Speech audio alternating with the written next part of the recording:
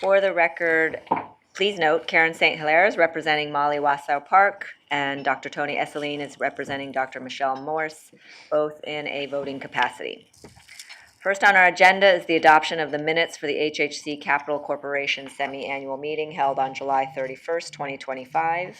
Are there any questions, comments, or suggested changes? May I have a motion to adopt these minutes? So moved. Second. All those in favor? Yes. Any opposed?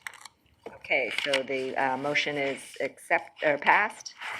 And then I will turn the agenda over to Linda DeHart, Vice President of HHC's Finance Corporate Reimbursement Division, to provide an update. So as we're here twice a year with the Capital Corporation Board, we like to take the opportunity to refresh memories on the Capital Corporation. It is a subsidiary that was created as part of the security structure for the system's bond. All of our healthcare revenue is pledged to support our bonds, and it flows through the Capital Corporation in a lockbox bank account to cover debt service obligations before being released to the system for our use. So there is really no business of the Capital Corporation. It's more of a holding company for that purpose. But we take the opportunity of this semi-annual board meeting to provide an update on the system debt finance program. So I will turn to Tom Tran to provide that. Yeah, thank you, Linda. So on page 1, you see we'll start off with just an overall outstanding bond that we currently have under HHC Capital Corp. Under the program since 1993, the system has issued 12 bond issuance for a total amount of $3.57 billion. That amount includes new money and refunding. For the refunding, we have captured roughly approximately $145 million. The table on the right shows you what's currently outstanding.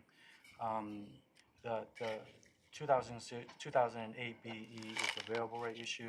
2020 is a fixed rate issues back in 20.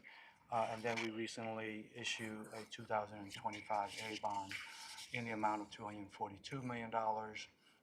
And then our rating for the bonds has reaffirmed at that level in the AA3, the A plus, and the AA minus. Again, our sort of the breakup of the outstanding bond between the fixed rate and the variable rate, as shown in the pie chart, is roughly 17% for the variable rate and 83% for the fixed rate. Turning to the second page, talk a little about the variable rate bond portfolio, a little bit more. The $103 million outstanding comprised of 4 different series, B, C, D, and E. The B and C is with the final maturity in 2/15/31, and then noted here is the D and E. It will be going away in next month, February 15th of 2026. The variable rate is supported by level credit by TD, TD Bank, and JP Morgan. As you see there on the pie chart, it's $5.9 million to JP Morgan, and TD Bank is $97.7 million. And again, next time we're back here reporting, the JP Morgan piece would have been mature. In terms of remarketing agent for these outstanding series, is the Series C and Series E is being served as a remarketing agent for those series by TD Bank, and Morgan Stanley is the remarketing agent for Series B and D. One note here that we'd like to mention is that recently TD Bank has requested an assignment of their remarketing agent responsibility or obligations to a TD Financial Product LLC. Is not a major change, it's just an internal change as part of their internal reorganization to that particular entity. And then so far this program under variable rate comparing to a fixed rate, we've been estimating about $76 million savings for issuing variable rate bonds. On the next page, you have seen this interest rate performance up to date. There's nothing really specifically point out here other than the rate. Obviously, the weekly rate for the second quarter is 2.34. the average weekly rate of 2.66 for the 2025. And then the printed, as of this copy, it was 1.22 for as of January 14, 26. And then, of course, for this week, actually, the rate has gone up a little bit, and that's really as shown on this graph. It's the right-hand chart of it that we've been mentioning, that the volatility continue to be there. It has nothing to do with our credit per se, but really mostly a market-driven kind of volatility, ranging from the FOMC decision-making process as well as political risks such as Greenland subject matter. And then on the next page is really trying to portray a little bit of current outstanding debt service for our bond portfolio. The top bar graph, advance to slide 4. So on slide 4, it just give you an overall debt service overview in our bond portfolio. The top graph is really on an aggregate basis.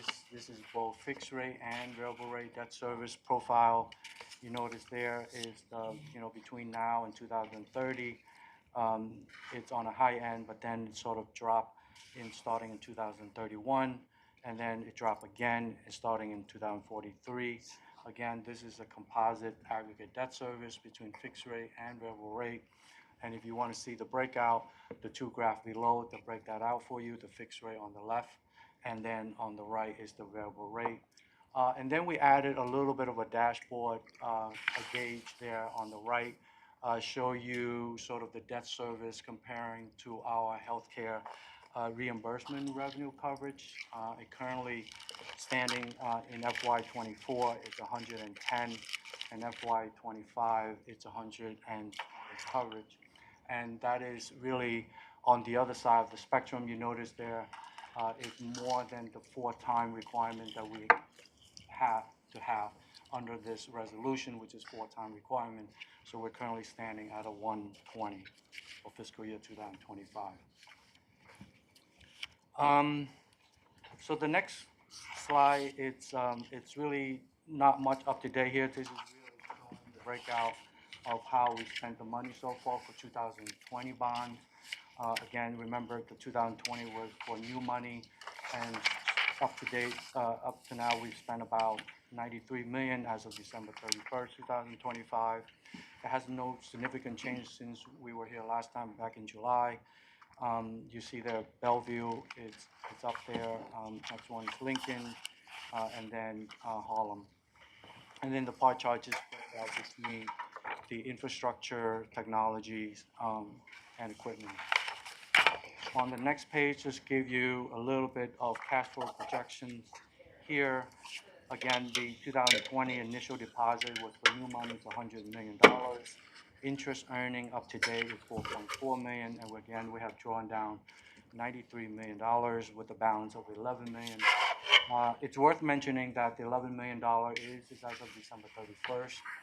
We actually had another drawn this January, so that balance actually is around $9 million if you want to bring that forward to January. And then, of course, the expected remaining balance to be spent around June of 2027. And then moving on to the next slide for 2025 series bond, which is again the new money series that we recently issued in August of 2025, was issued roughly $250 million. And so far we've spent $45 million as of December 31st. Again, if you want to bring that forward to January, that number actually close to $50 million as of January. And again, the breakout by facility on the left, the pie chart, and then the pie chart is about equipment infrastructure, and the bar graph on the left is really by facilities.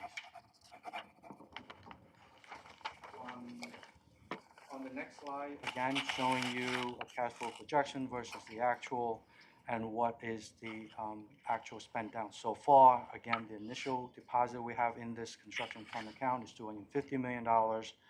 We have earned about $2.9 million and drawn $45 million up to date as of December 31st. And then, yeah, I just want to note on this graph, you can notice that all of the bar bars, which are our actual spending, are below the projection of the dotted line. So, to date, just a few months into this bond, you can see that we are below our projected spending. But we thought it was premature to sort of really say that we're behind in schedule on this because it has just been a few months. And all of the business areas are looking at their spending on this and recalibrating. So when we come back to you, we'll have revised projections. We would not say at this point that we won't fully spend it within the original timeframe that we set, but we did want to point that out to you. All right, and then moving to the last page, which is a little bit away from our bond program. This is our outstanding equipment loan. If you remember, the board has authorized the equipment loan borrowing not to exceed $120 million. Under that program, we have a roughly $31 million outstanding with JP Morgan. Again, those two loans are really for boiler program. And with that, I conclude our reporting. Happy to take any questions. Great, thank you. I'll open it up to the members for any questions or comments. No? Great. Well, thank you for the update. I think it's great to see the management of our program. I know we have a huge amount of capital needs, and so this is chipping away at some of the stuff that we can't get from the city funding. So thank you again. And is there any old business or new business from members to come before this board? Okay, if there's no further business, I declare the meeting adjourned. Thank you. This meeting is no longer being recorded. This meeting is being transcribed and summarized.